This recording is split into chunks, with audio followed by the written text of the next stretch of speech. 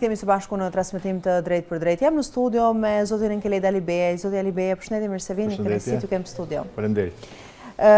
Sigurisht në këtë ledhin e madh kemi një foto që sigurisht ju kthen juve pas në kohë në selin e Partisë Demokratike. Tani e komentoni përgjithshme, dikur njohës shumë i mirë i kësaj force politike për së brendshmi, çfarë ndodhte atje brenda.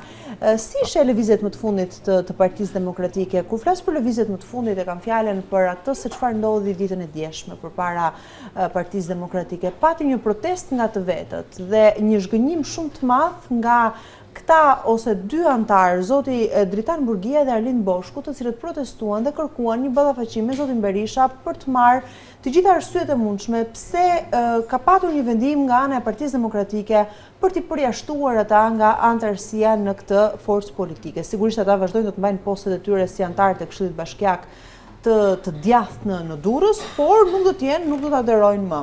Çfarë lëvizjesh janë këto që po ndodhin brenda Partisë Demokratike dhe ç'është ky qëndrimi i zotit Berisha, mund të sjellë pasoja vërtet të rënda për këtë forcë politike?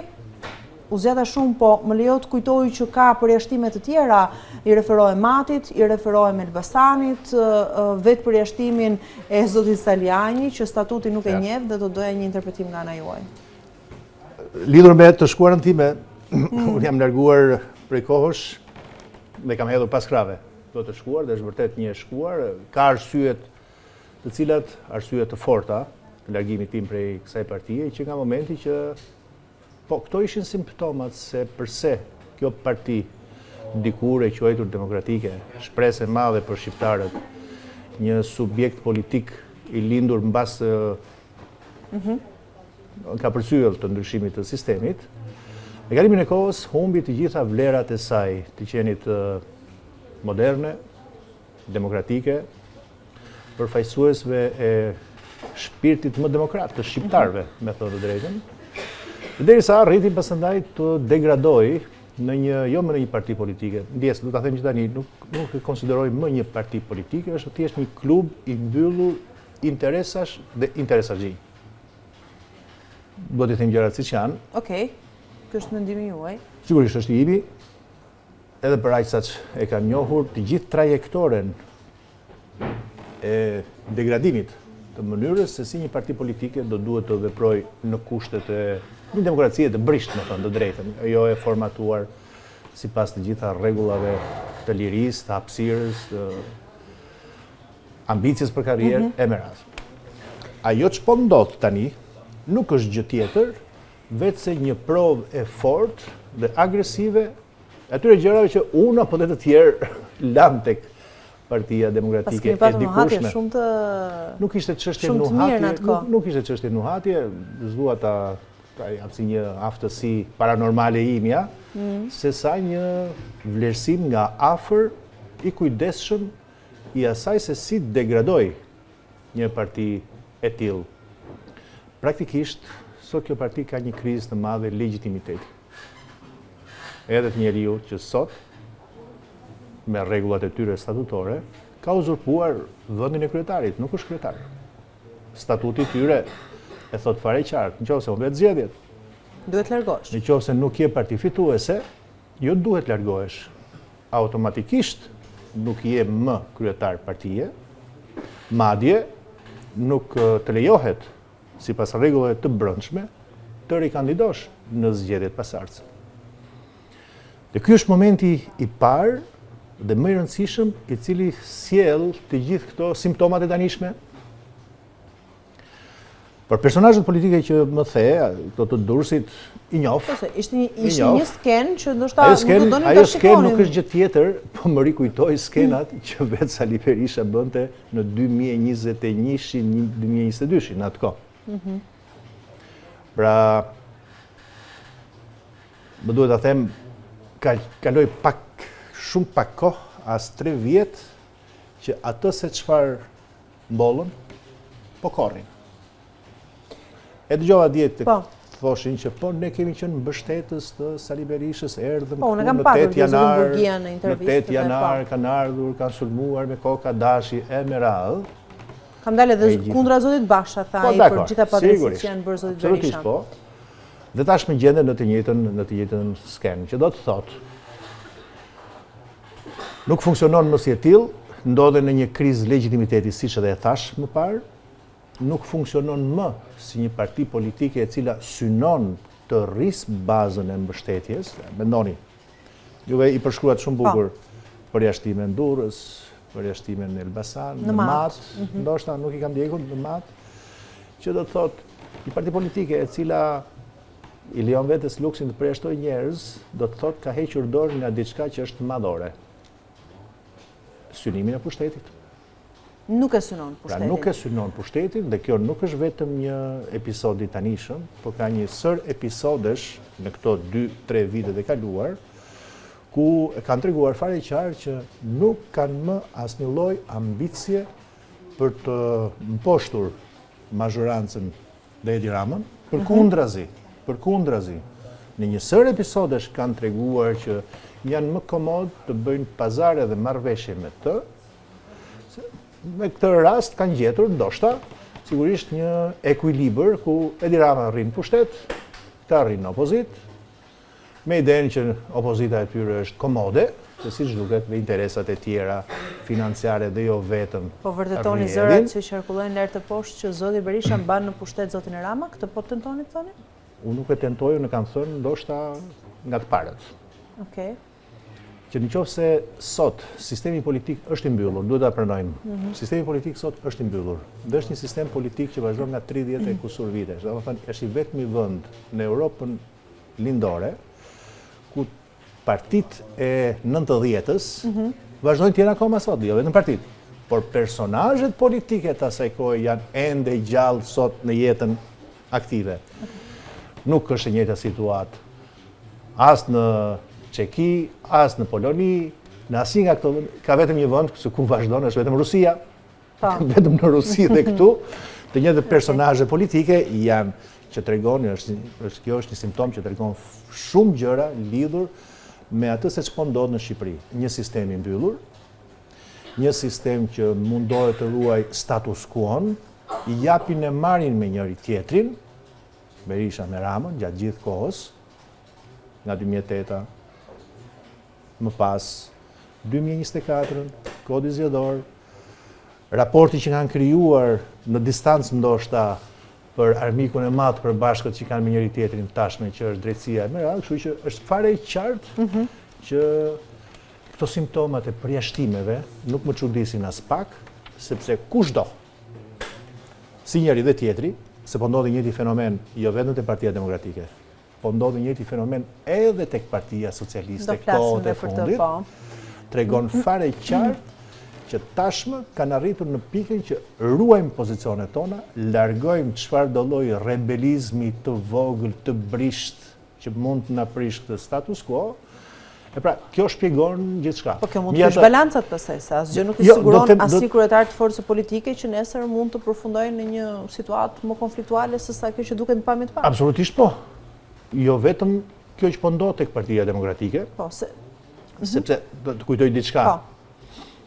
Me këtë historinë e madhe të rithemelimit që filluan, mban mend se cili ishte slogani, jemi më të fortë, më të bashkuar, më të hapur. Diçka e tillë, diçka e tillë. Dhe në një kohë shumë të shkurtër, po rezulton që edhe autoriteti dikur historikisht i pa goditshëm i Berishës tashmë është i goditur. Fakti që i shkuan ke dera e shtëpisë dje dhe i protestuan tregonte shumë për bjerrjen e mbështetjes që ky personazh ka brenda asaj që e quajnë parti, dhe një lloj kthjelltësie të idhujtarisë së tij, se ata njerëz ishin që kanë mbështetur 2-3 vjet më parë, ata kanë filluar të qartësohen që gjitha pas ka qenë një hipokrizi e madhe, ajo se çfarë ndodhi në këto 3 vite, dhe ta mbyll. Po, që të fitojmë kozën e njëjta gjë po i ndodh edhe Partisë Demokratike, që ta mbyll në fund.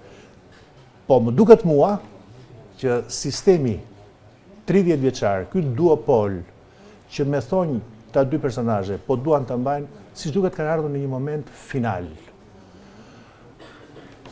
Zjen, si në njërën edhe në tjetrën parti, nuk do të mund ta mbajnë gjatë, për shkak edhe shumë katalizatorëve të tjerë, njëri prej cilëve është drejtësia, do të shpërthej. Okej, mirë. Sepse dua të zërojmë disa çështje shumë të rëndësishme brenda Partisë Demokratike për të ndalur pastaj tek Partia Socialiste çfarë po ndodh. Ju jeni njohur si mirë i ligjit dhe sigurisht dini edhe atë se çfarë realisht përmban statuti i Partisë Demokratike. Fjala vetë përjashtim, e kam fjalën këtu i referohem asaj çfarë zoti Berisha ka deklaruar për zotin Saliani teksa është pyetur pafund nga gazetarët për qëndrimin e tij në raport me të. Zoti Saliani e ka shprehur shumë qartë që kërkon të garojë në zgjedhjet për kryetar të kësaj force politike. Është çështje tjetër nëse zoti Saliani do të mund të dalë përballë zotit Berisha apo s'do të dalë. Çfarë përmban realisht statuti i kësaj force politike? Fjalën vetë përjashtim, si interpretoni ju? Dhe do të mund të dalë zoti Saliani të garoj pavarësisht rezultatit në këtë garë? Unë nuk di të them se si do të zhvillojnë ngjarjet. Di të komentoj ato se çfarë ka ndodhur deri tani. Jo, dakord, po e kam fjalën në qëndrimin që zoti Berisha dhe Partia Demokratike po mban në raport me zotin Saliani. E ka ai një shteg se si mund të veprojë për të marrë pjesë në garë? Ti marri me radhë.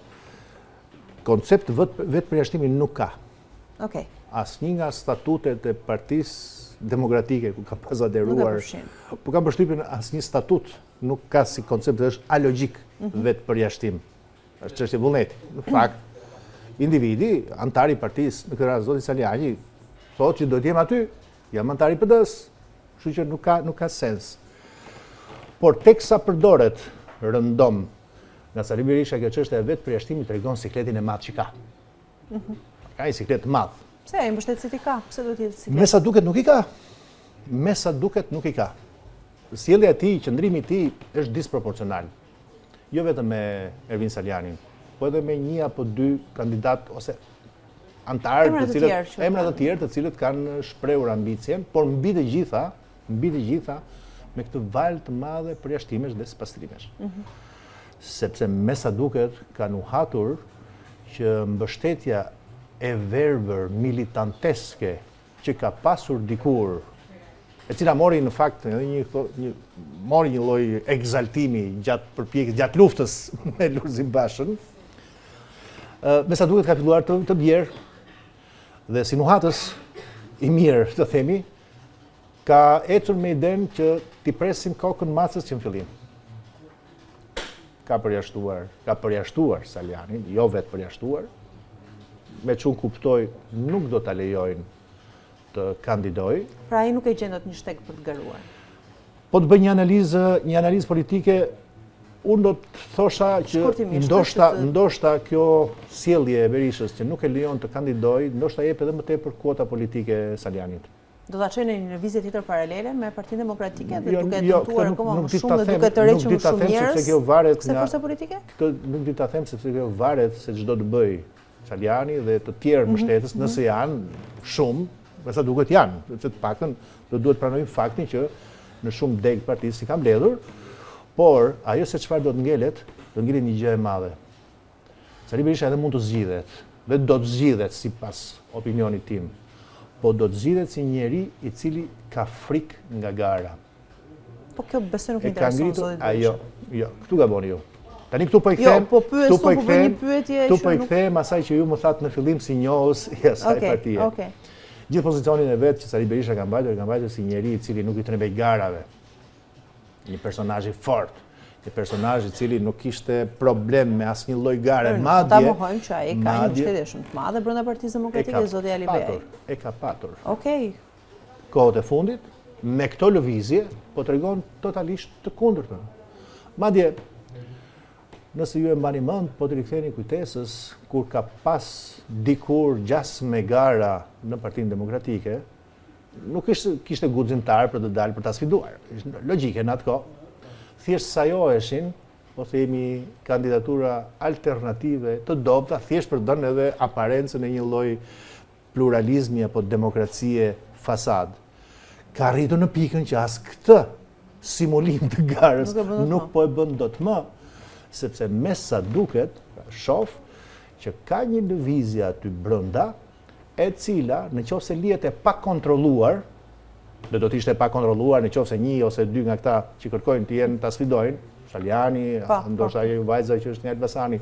Alise Balliun mos ka bëj? Ndoshta. Më duket se ka përjashtuar atë. Nëse, okay. Nëse do të lihet një kandidaturë alternative pavarësisht vlerës që mund të ketë, pakënaqësia e grumbulluar mund të shkojë për inerci tek kandidati tjetër. Dhe mendoni se ç'do të ndodhë pasandaj me aureolën e idhujtarisë për të cilën e ka ruajtur dhe për të cilën ka bërë gjithçka për të qenë atë karrige. Do të ishte i cënuar, do të ishte i gjymtuar. Një kam përshtypjen për ta përmbyllur. Kam përshtypjen që në këtë situatë, në çdo rast, Sali Berisha deri humbur. Si e përjashton, si e lë në garë. Se ç'do të bëj pastaj pjesa tjetër, se ç'do të bëj. Jo, nuk është se deri zoti Berisha i humbur. Se ç'do të bëj nuk di. Çfarë ndodh me partinë më të madhe opozitare në vend? Partia më e madhe opozitare në vend, cilët e kanë votuar dhe besojnë që të zëri tyre nuk të dinë më nga drejtohen. Nëse doni të dini opinionin tim, kjo nuk është parti më opozitare. Nuk ka asgjë me opozitarizmin. Nuk është se nuk jeni ju më pjesë e kësaj force politike, zoti Berisha? Jo. Hiqet gjitha këto.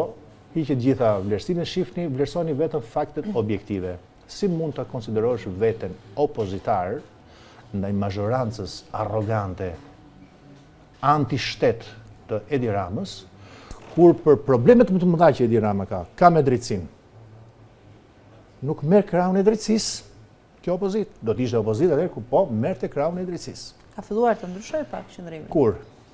Në cilin rast? Pas dhjetorit. Me më kreun e ritës pak. Unë shoh që mban të njëjtën ligjërim, të njëjtën retorik ndaj drejtësisë, pa asnjë lloj ndryshimi, të njëjtat epitete po të doni ju. Si mund ta quash opozit një parti e cila kur vjen çështja më kryesore, që është kodi zgjedhor, reforma zgjedhore, shkon dhe bën pazare, siç bën në 2024, edhe tani. Kanë shkuar janë futur në Komisionin e Reformës Zgjedhore, kur nuk e njohën zgjedhjet e 11 majit apo jo. Ishte iniciative e Edi Ramës, Komisioni i Reformës Zgjedhore dhe ai i Reformës Territoriale, dy iniciativat e Edi Ramës dhe këta i shkojnë nga pas për reformën kushtetuese. Ishte Edi Rama që tha duam të ndryshojmë kushtetutën. E dim të gjithë, e kuptojmë të gjithë se pse do ta ndryshoj kushtetutën, se mendoni ju se do të vul numrin e deputetëve. Jo. Duke futur duart në kushtetutë. Për këtë shkak, sigurisht do të zgjas tentakulat atje ku ka problemin, ke drejtësia.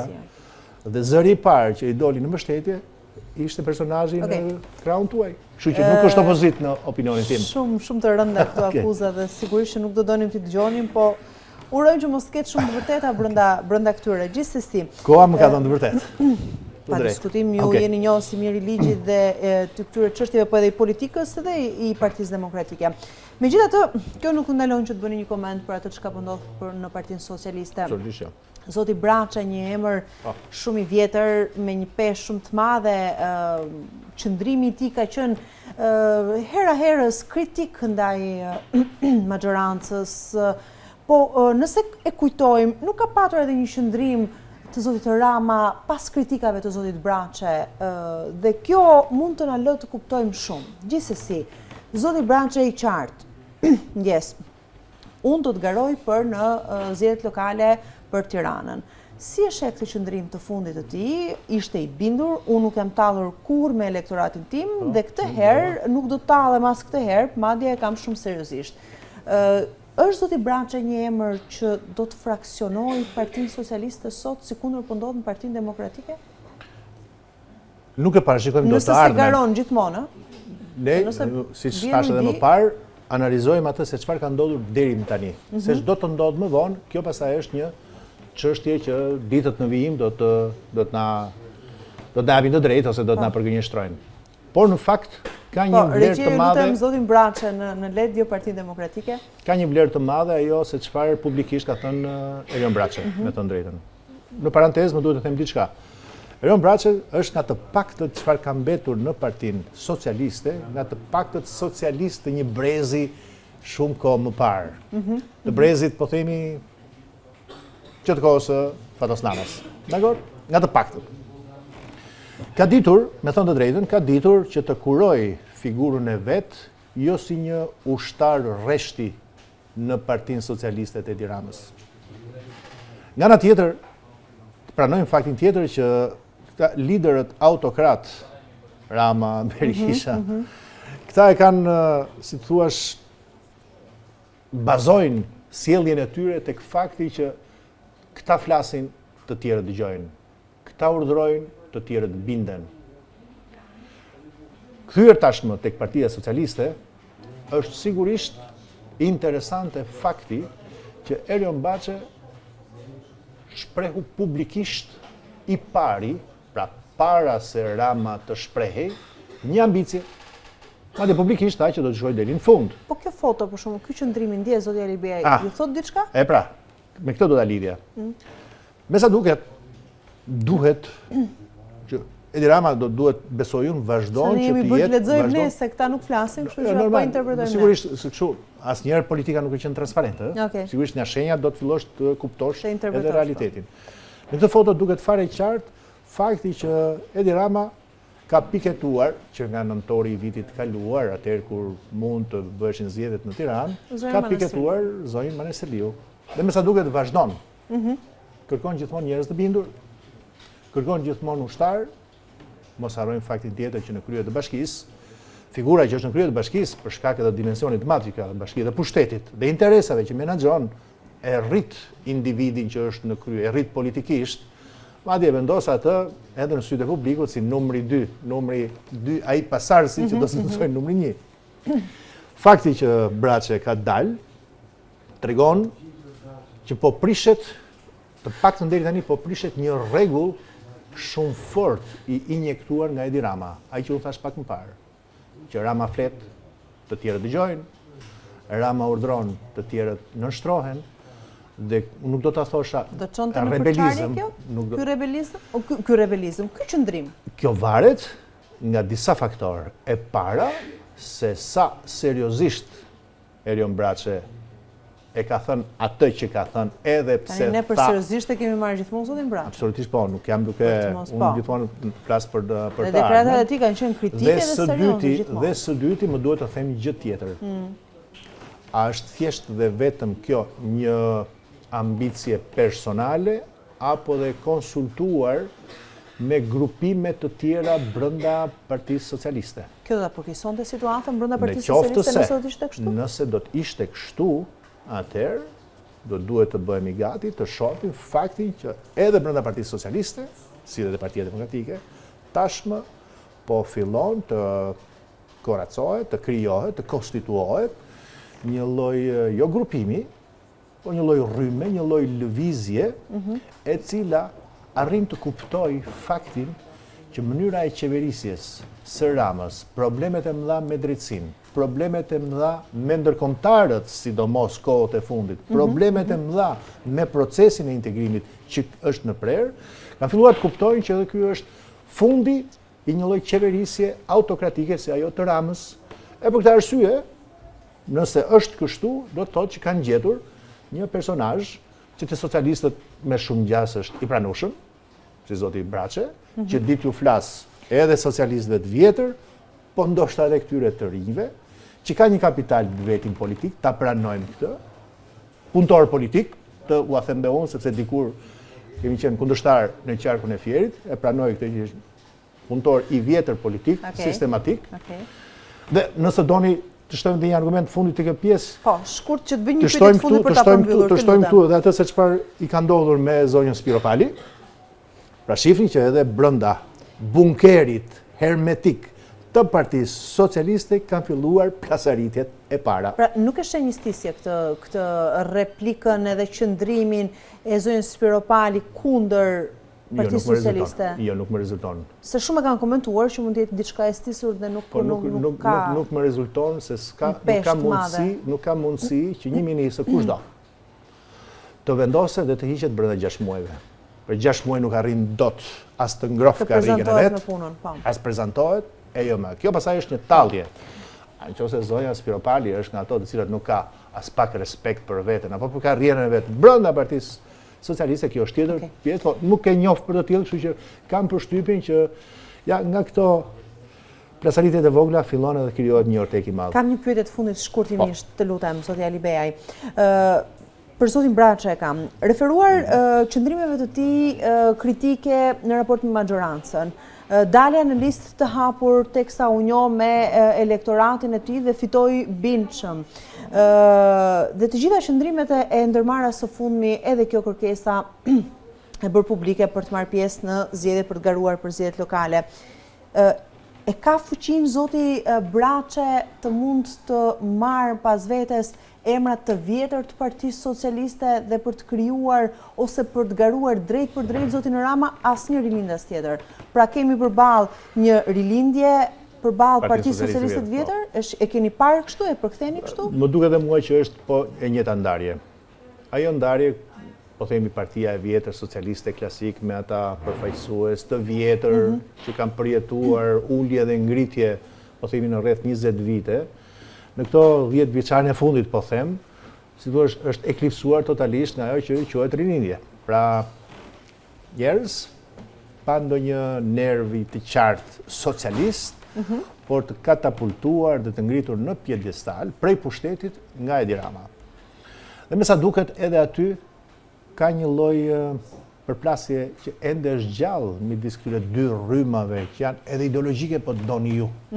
Ideologjike, të interesave, miqësore tek e fundit. Dhe kam përshtypjen, se jo më kohë të thash që Erion Braçe është i vetmi nga ata të cilët kanë mbetur nga garda e vjetër e dikurshme që quhej Partisë Socialiste, dhe që nuk ka pasur në thonim ndonjë lidhje të fortë me rilindjen apo me ndryshimin e se ka gjetur veten.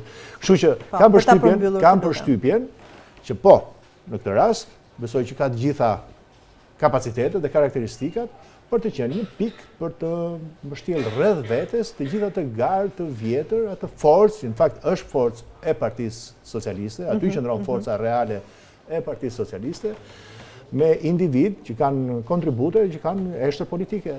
Dhe nëse ndodh që do të koagulohen rreth kësaj lëvizje, kam përshtypjen që po mund ta kondicionojnë fort Edi Ramën.